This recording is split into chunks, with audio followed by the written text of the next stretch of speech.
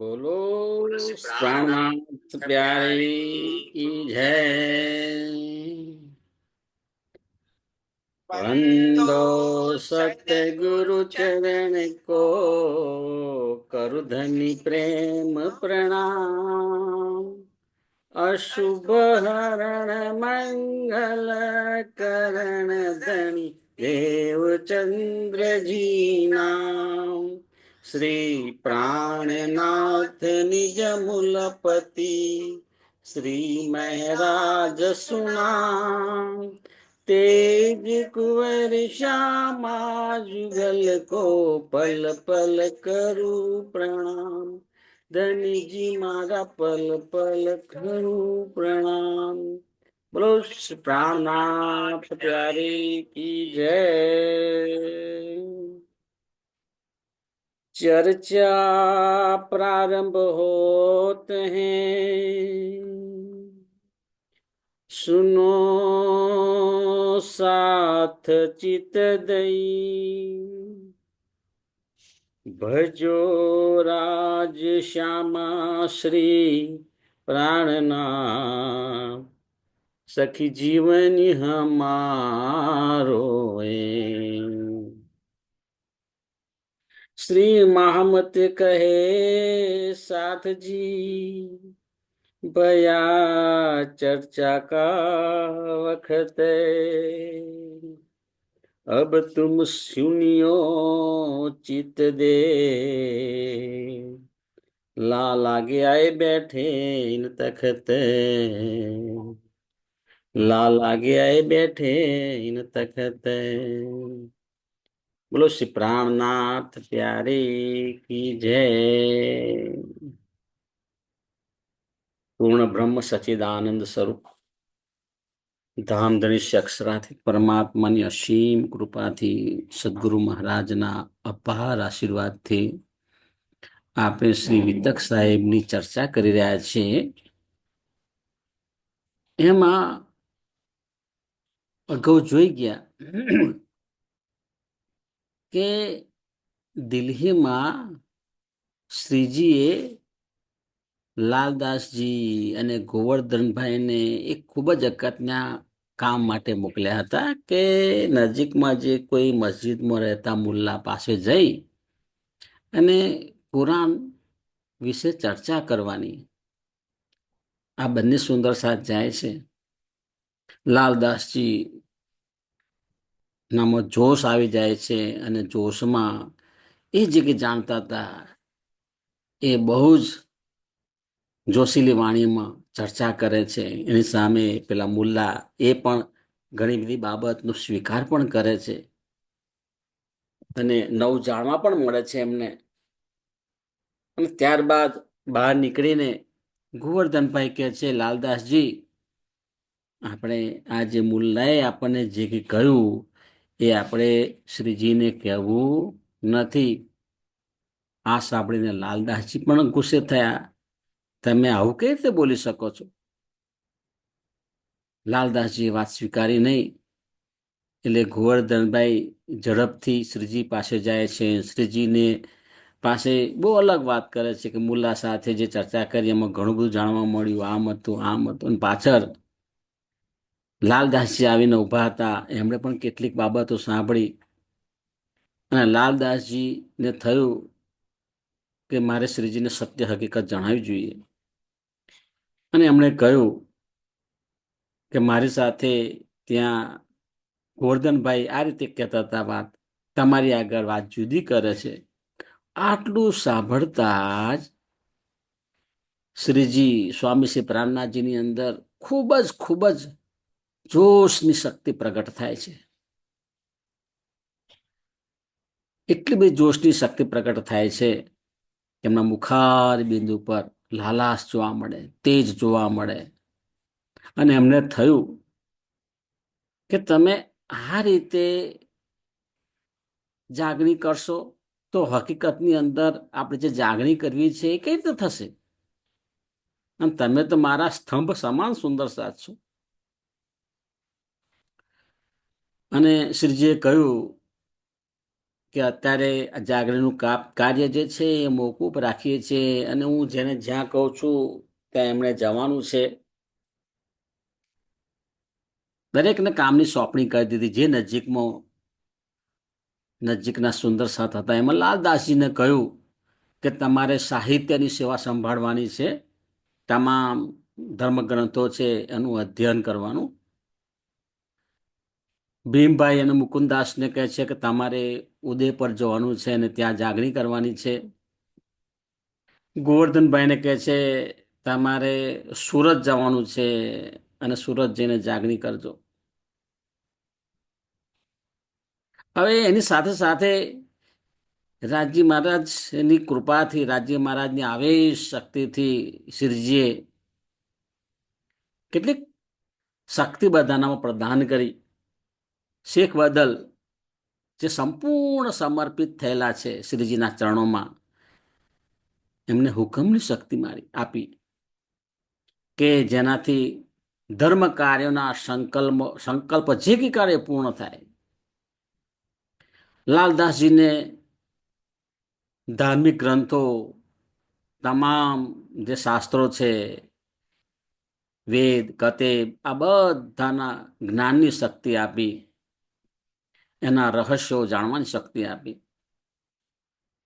મુકુંદાસજીને તારતમ વાણીનો ભેદ ઉકેલવાની શક્તિ આપી છે.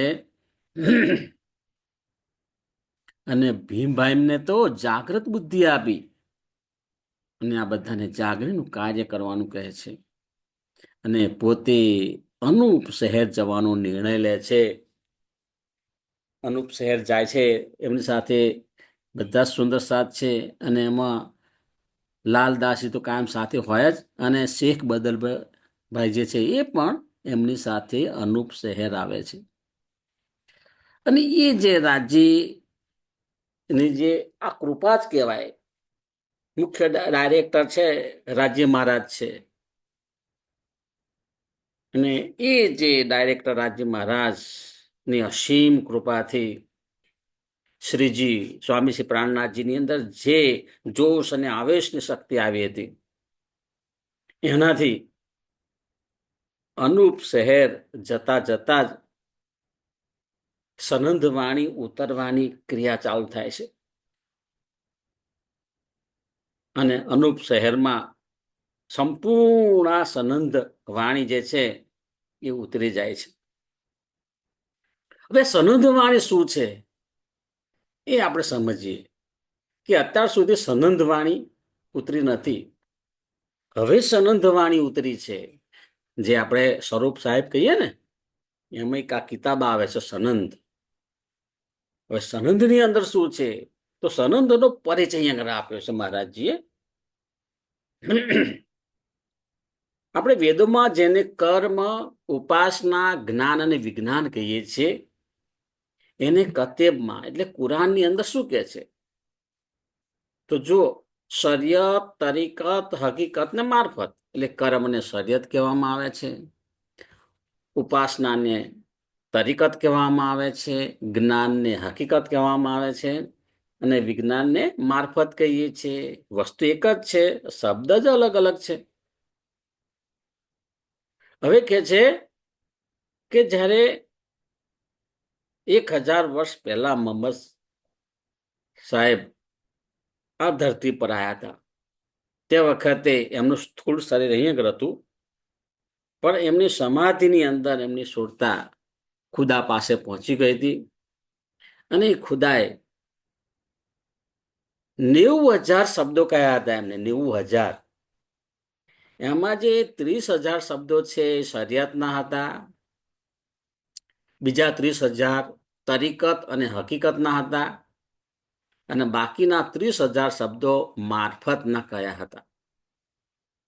અને ખુદાએ સૂચના આપી હતી કે આ મારફતના 30,000 શબ્દો છે ને, એનો તમારે ક્યારેય શબ્દાર્થ કરવાનો નથી, એનો અર્થઘટન તમારે કરવાનું નથી. અને સુંદર સાહેબજી અર્થઘટન કરવા જાય ને તો પણ ખુદાનો હુકમ નથી, એ કરી શકે જ નહીં. કારણ કે ખુદાએ કહ્યું હતું કે હું જ્યારે ક્યામતના વખતે ઇમામ મહેદીના સ્વરૂપે આવીશ ત્યારે એના અર્થ પ્રગટ કરીશ. હવે જો ક્યામત ક્યારે આવે છે? ત્યારે કે છે ક્યામત ફરદા રોજ ક્યામત આવશે. એટલે કુરાનમાં ફરદા રોજ એટલે આવતીકાલ કહેવામાં આવે છે. એક દિવસ અને એક રાત્રિ પસાર થાય ને ત્યાં પછી, એટલે કુરાનની ભાષામાં એક દિવસ એટલે અહીંના 1000 વર્ષ અને એક રાત્રિ એટલે 100 વર્ષ. એટલે કે 11મી સદીની અંદર ક્યામત આવશે. તો જો મોહમ્મદ સાહેબ પછી 1000 વર્ષ પૂર્ણ થાય છે, ત્યારબાદ 11મી સદીમાં સ્વામી શ્રી પ્રાણનાથજી આવ્યા. સ્વામી શ્રી પ્રાણનાથજી, શ્રીજી મહારાજ,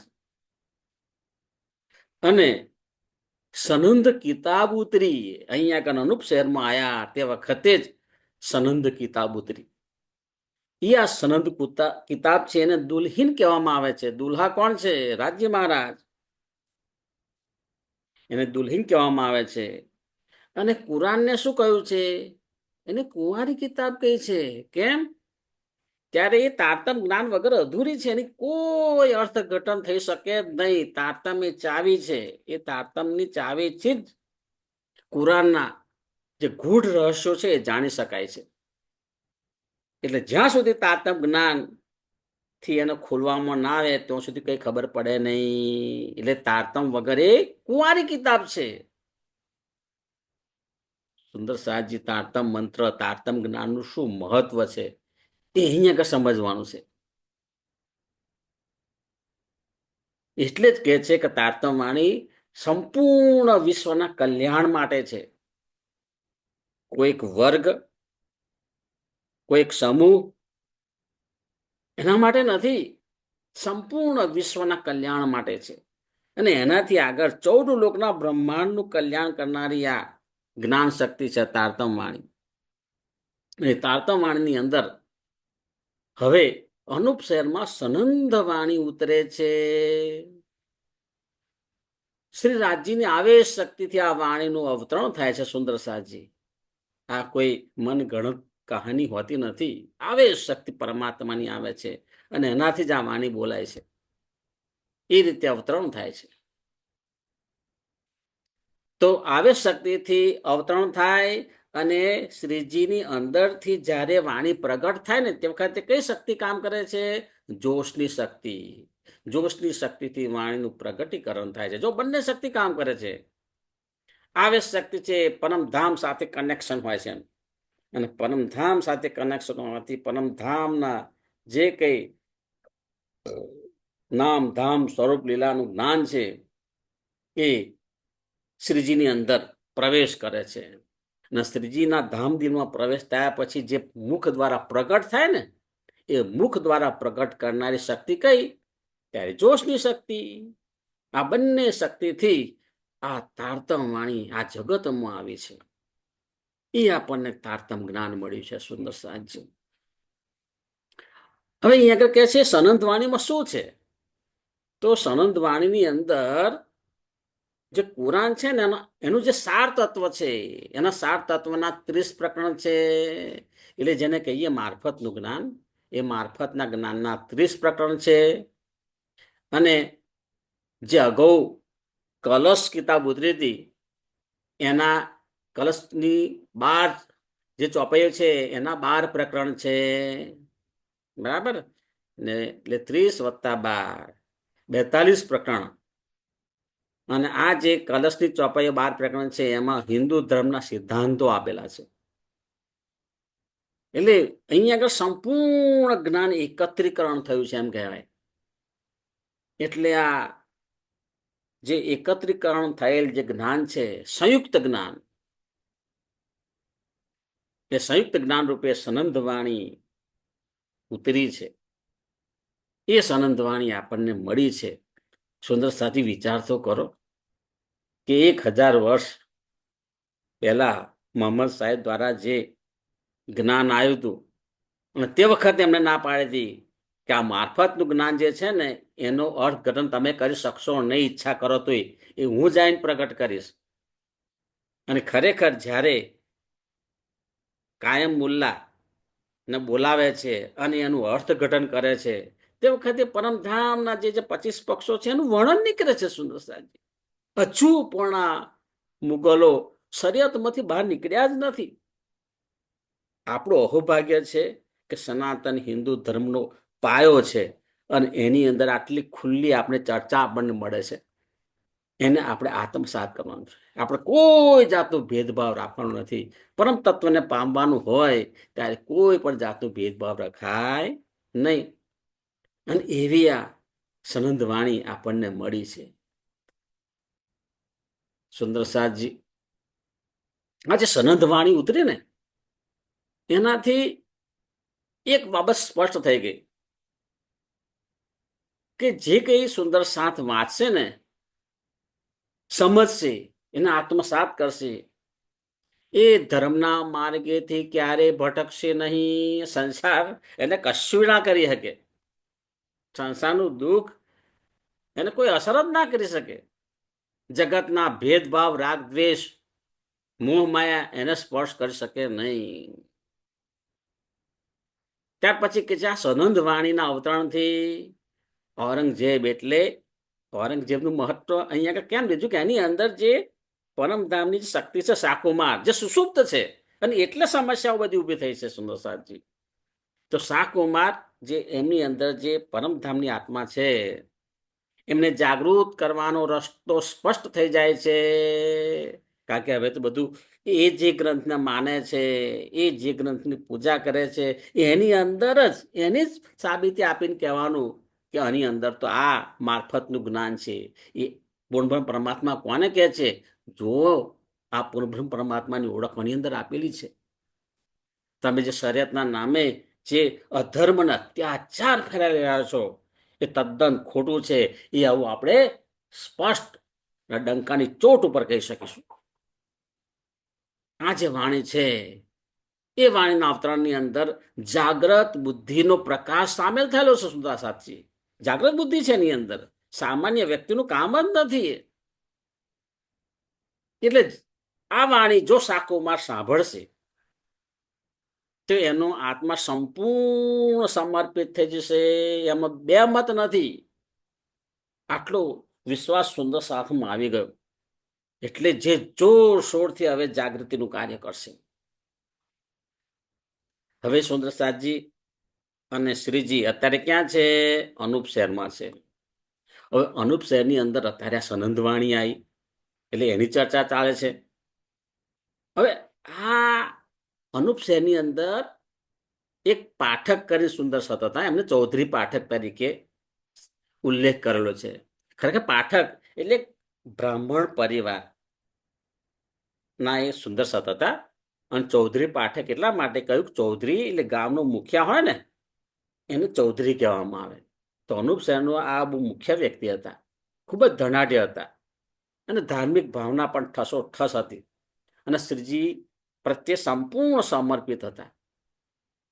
પરંતુ એમને એક સવાલ થયો, કારણ કે તે વખતે અત્યારે જેવું છે એનાથી વધારે હતું હિન્દુ મુસ્લિમ નો જે ભેદભાવ.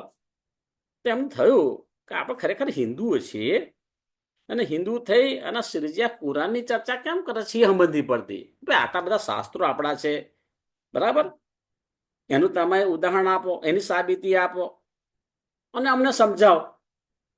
અને એ જે સવાલ થયો એ પણ બિલકુલ વ્યાજબી છે, કારણ કે અત્યારે પણ ઘણા બધાના સવાલ થાય છે જ. પણ તે વખતે પરિસ્થિતિ એ હતી કે કુરાન ઉપર ભાર એટલા માટે મૂકવાનો હતો કે એ મોગલ સામ્રાજ્ય હતું અને એ ખૂબ જ અત્યાચાર કરતા હતા અને અત્યાચારને અટકાવવા માટે એ જ્ઞાનનો ઉપયોગ કરવાનો હતો, એક ઢાલ તરીકે ઉપયોગ કરવાનો હતો.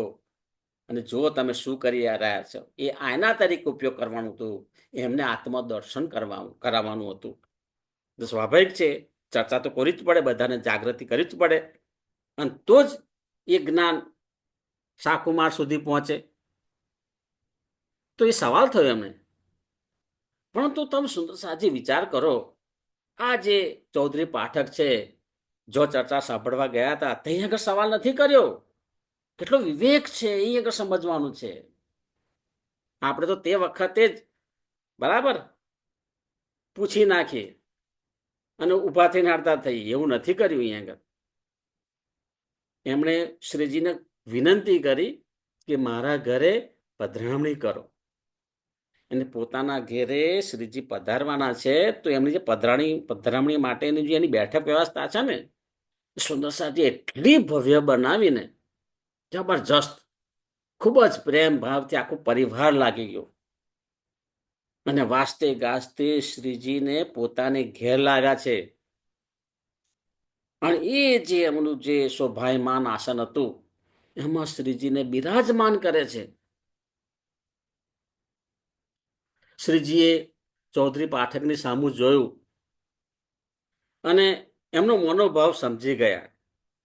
કારણ કે એમણે કહ્યું, એક વાત કહ્યું, શ્રીજી મને બધી સમજ પડે છે, પરંતુ આપણે કુરાન જે પક્ષ વિશે તમે સમજાવો છો એ શા માટે સમજાવો છો? આ એક વાક્યમાં જ એમણે સવાલ કર્યો, પણ શ્રીજી એમની જે વ્યથા છે મનોવ્યથા સમજી ગયા. અને એમને મનોવ્યથા દૂર કરવા માટે એમની અંદર આત્મવિશ્વાસ કેળવાય એટલા માટે શ્રીજીએ શરૂઆતથી છેલ્લે સુધી બધું વૃત્તાંત સવિસ્તાર સમજાવ્યું. એમને જાગરી લીલાનો પૂરેપૂરો વૃત્તાંત સમજાયો. સુંદરસાદજી ધન્ય છે એ ચૌધરી પાઠક અને તે વખતના સુંદરસાદને કે શ્રીજીના મુખેથી એમને અમૃત વાણી સાંભળવા મળી. સંતોષ થઈ ગયો ચૌધરી પાઠકને, બિલકુલ સંતોષ થઈ ગયો. પણ કે છે એ ચૌધરી પાઠક સુંદરસાદ આ ચર્ચા સાંભળી ખૂબ ખૂબ ખૂબ આનંદિત થયા. સુંદરસાદ પણ ખૂબ ખૂબ આનંદિત થયા. પણ એમને સાંસારિક પ્રશ્નો ઘણા બધા હતા. આર્થિક સંકટની અંદર પણ થોડા ઝઝુમતા હતા. એટલે અત્યારને જેવું સુંદરસાદજી, આપણે પણ જ્યારે આપણા પુરીમાં જઈએ, મંદિર સામે જઈએ, રાજીને પ્રણામ કરીએ, તે વખતે આપણે માયાની કામનાઓ જ કરીએ છીએ. એટલે રાજી તો અંતર્યામી છે, તમારા મનોભાવ જાણી જાય છે, કશું માગવાની જરૂર નથી. તો શ્રીજી તો મનોભાવ જાણી ગયા હતા. પણ તેમ છતાં આ પાઠક સુંદર સાથે કહ્યું કે શ્રીજી મહારાજ બધું જ સારું છે, પણ માં કેટલીક આર્થિક સંકટ છે, થોડા માયાના પ્રશ્નો છે, એ પણ એમણે કહ્યા. રાજ્ય તો કૃપાના સાગર છે. શ્રીજી સ્વામી શ્રી પ્રાણનાથજી કૃપાના સાગર છે, દયાના સાગર છે. એમના સાનિધ્યમાં આવે, એમના દર્શન માત્રથી બસ તમામ દુઃખ દૂર થઈ જતું હોય. તો કઈ દુઃખ રહે ખરું? એનું બધું દુઃખ દૂર થયું. પણ અહીંયા વિતકની અંદર આપણા માટે આ ઉદાહરણ આપ્યું છે કે આપણે ધનજી આગળ સંસારની કોઈ કામના કરવાની નથી. એ કામના કરવાની છે કે ધનીજી મારી અંદર પરમધામનો ઈશ્ક ઉત્પન્ન થાય એવી કૃપા કરો. ના જગતનું જે કઈ પ્રશ્નો છે, જે કઈ સમસ્યા છે, એ તમારી પ્રેરણાથી હું ઉકેલી શકું ને એ મને શક્તિ આપું, હું તો કરીશ. બરાબર. અને રાજ્યની કૃપાથી બધા જ પ્રશ્નો ધીમે ધીમે ઉકેલાઈ જતા હોય. ખોટ આપણામાં હોય છે કે આપણે સમર્પિત થતા નથી. ફક્ત સમર્પિત થવાનું છે. સંપૂર્ણ સમર્પિત થઈએ ને એની સાથે જીવન હળવું ફૂલ થઈ જાય. તમને પ્રોપર માર્ગ દેખાય કે મારે શું કરવું,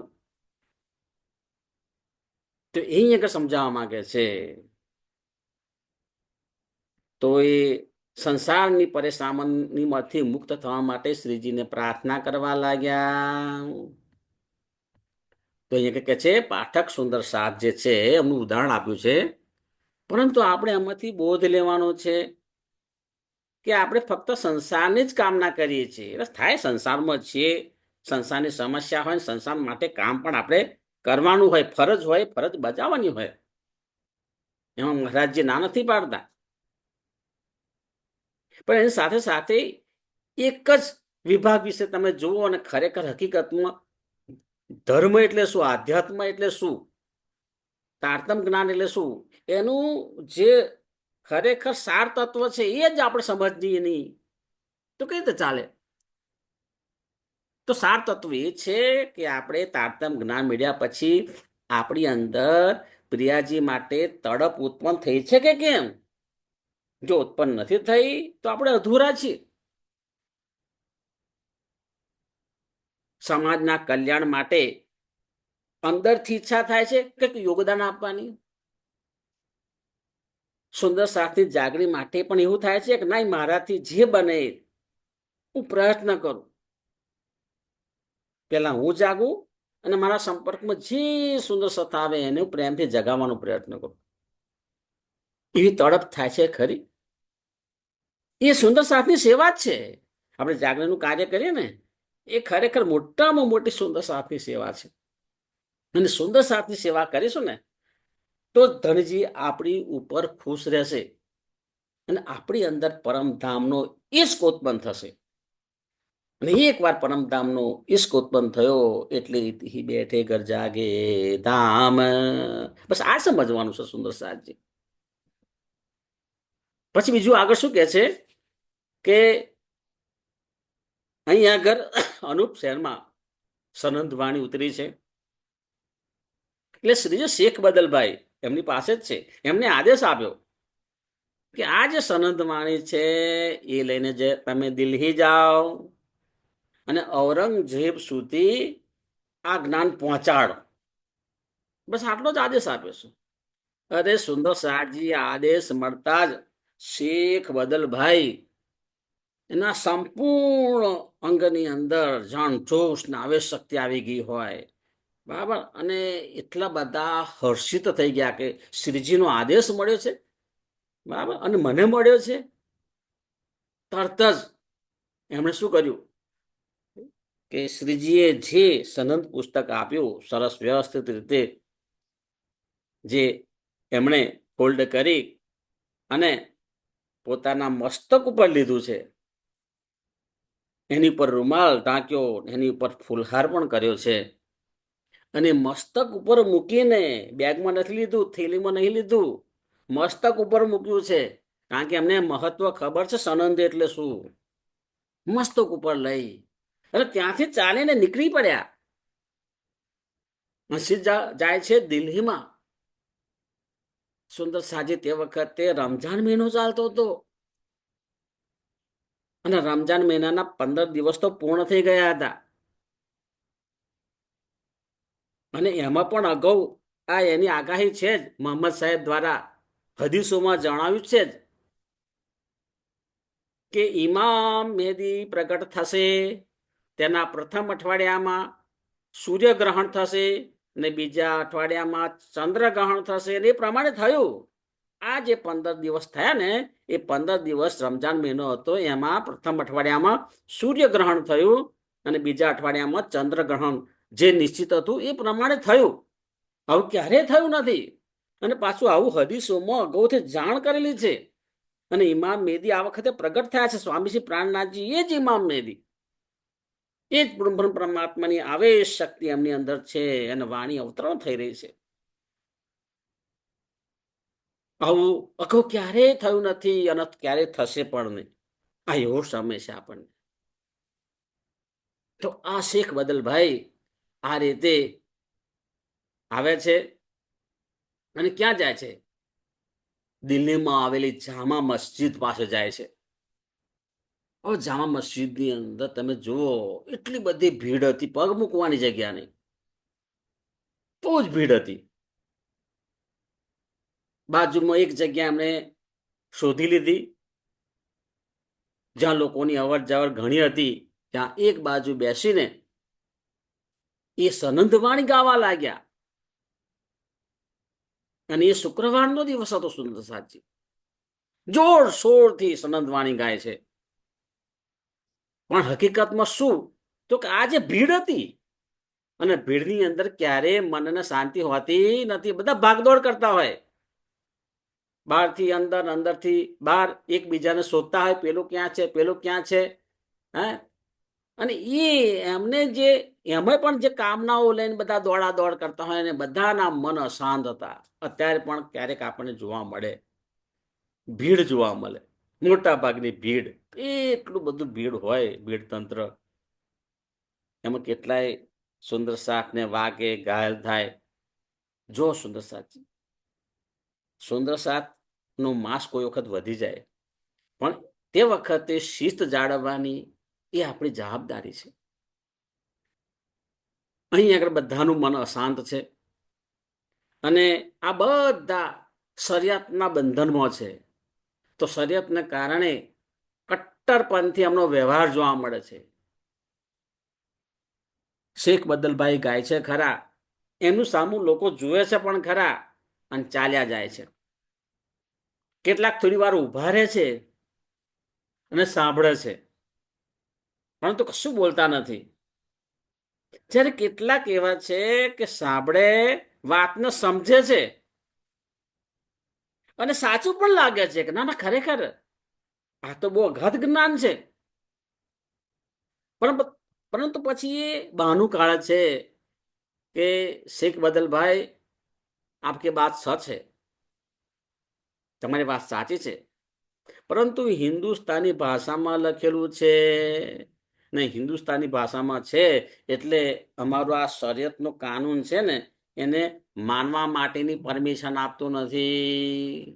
અમે ના માનીએ. કેમ? એટલે ગમે તેટલું સારું હોય પણ હિન્દુસ્તાની ભાષામાં, એટલે ભાઈ જ્ઞાન છે, જ્ઞાન ગમે તે ભાષામાં હોય, એ જ્ઞાન જે છે એ જ્ઞાનના સ્વરૂપમાં કોઈ ફેર હોતો નથી. આટલી સરળ વાત તે વખતે પણ લોકો સમજી શકતા નથી, અને અત્યારે પણ એ સમજનો અભાવ જોવા મળે છે. સુંદર સાજી છેવટે નુકસાન કોને ગયું? એ જે મુગલ સમુદાય હતો, એ જે ઔરંગઝેબ બાદશાહ, જે મૌલવીનો સમૂહ, જે સમજવા માટે એમણે પ્રયત્ન કર્યો જ નથી. નુકસાન એમને તો થયું, પણ ત્યાર પછી પણ અત્યારે તમે જો વિશ્વને નુકસાન થઈ રહ્યું છે.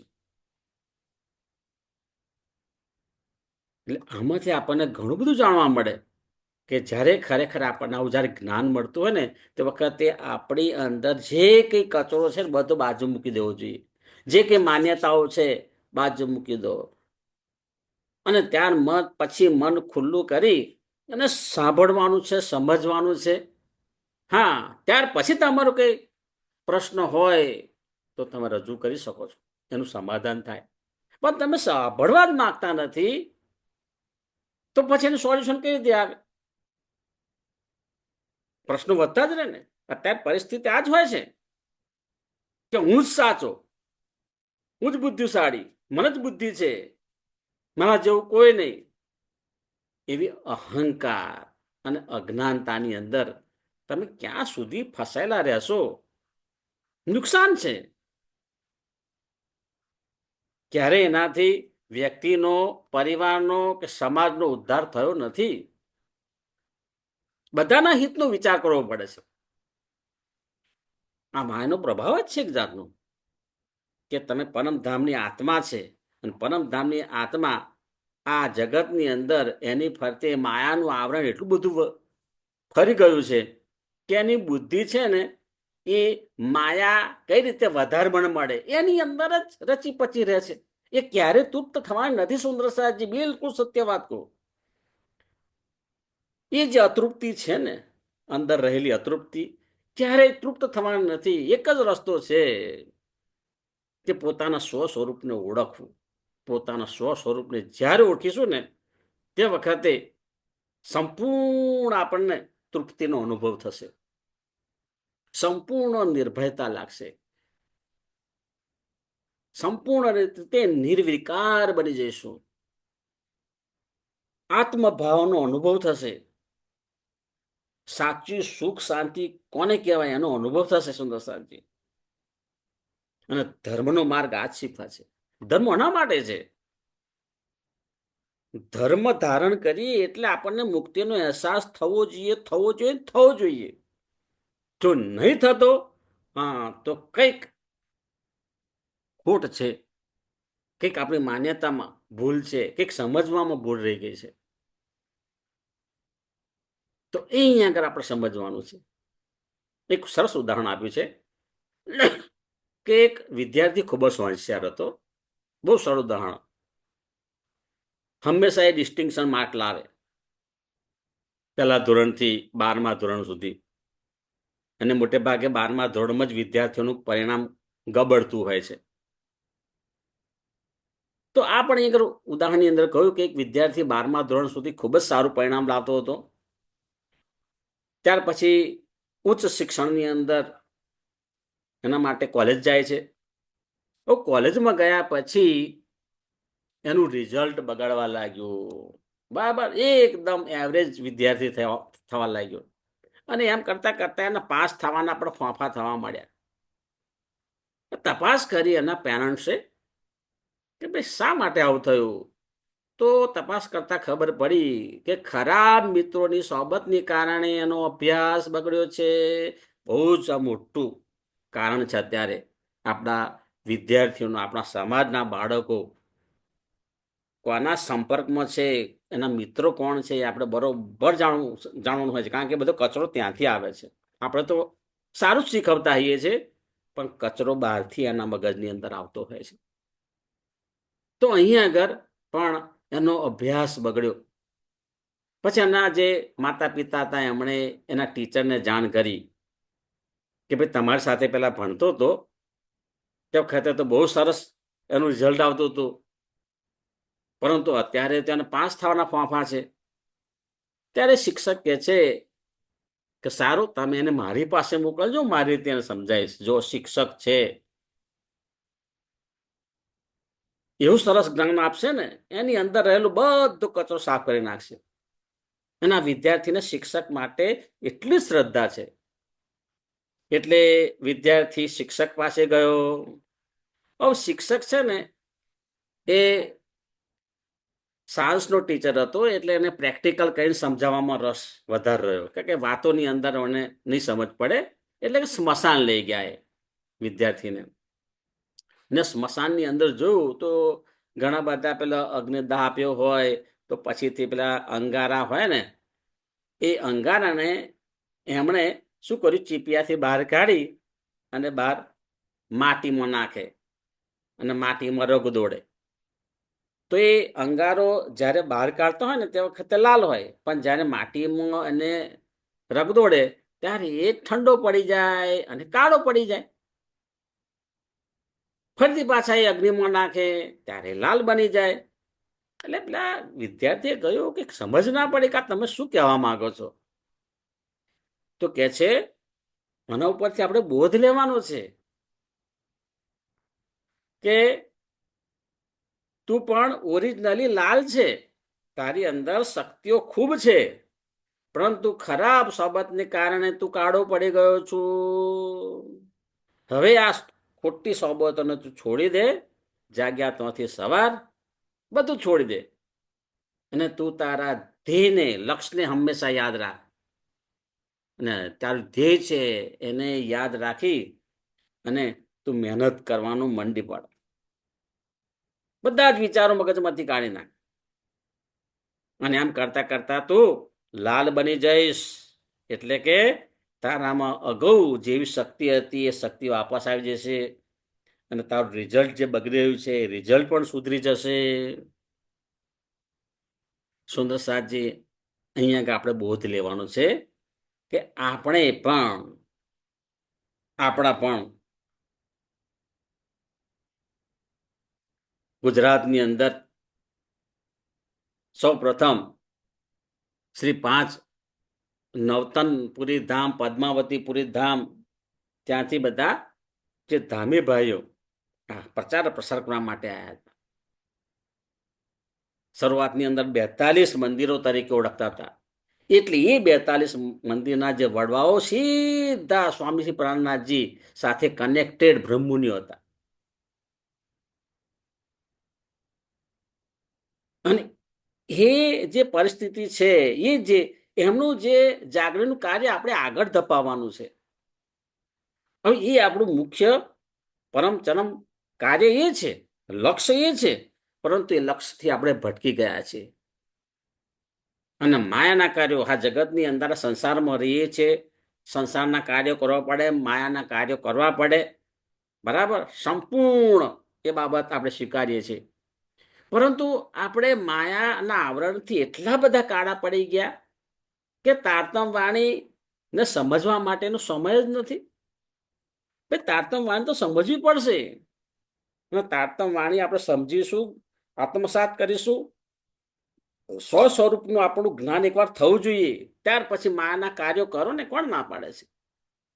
ત્યાર પછી આ જગતની અંદર પણ સુખ મળશે અને આ દેહ ત્યાગ કર્યા પછી પણ સુખ તો છે જ. એટલે લૌકિક અને અલૌકિક બંને લાભ છે. આપણે ફક્ત લૌકિક લાભ જ વિચારીએ છીએ. અલૌકિક લાભ જે છે એના માટે ઉદાસીનતા રાખીએ છીએ. એ સુંદર સાચી બહુ જ ઘાતક છે, આપણા પોતાના માટે, પરિવાર માટે, સમાજ માટે, રાષ્ટ્ર માટે. અને એમાં પાછું આપણને તારતમ જ્ઞાન મળ્યું છે. એટલે તારતમ જ્ઞાન છે, એના સંપર્કમાં આપણે રહેવાનું જ છે. એના માટે કોઈના કોઈ કાર્યક્રમ આપણે રાખવાના છે. અને કોઈ કાર્યક્રમ ના હોય તો આપણી જાતે ઘરે બેઠા પણ એનું અધ્યયન કરવાનું છે, નિયમિત અધ્યયન કરવાનું છે, સ્વ સ્વરૂપને ઓળખવાનું છે. આ મુખ્ય લક્ષ્ય છે આપણું. એક વાર સ્વ સ્વરૂપનો આપણને અનુભવ થાય ને પછી જો જીવન જીવવાનો કેવો આનંદ આવે છે. અને શક્ય છે, સદગુરુ મહારાજની કૃપા છે આપણી પર. આપણે એક વાર સંકલ્પ કરીશું ને, ચોક્કસ આપણને એનું ફળ મળશે. દોસ્ત પ્રાણનાથ પ્યારે કી જય, સદગુરુ મહારાજ કી જય, કૃષ્ણ કનૈયા લાલ કી જય. પ્રણામ સુંદર સાજી, સુંદર સાજીના ચરણોમાં મારા કોટાન કોટી પ્રણામે.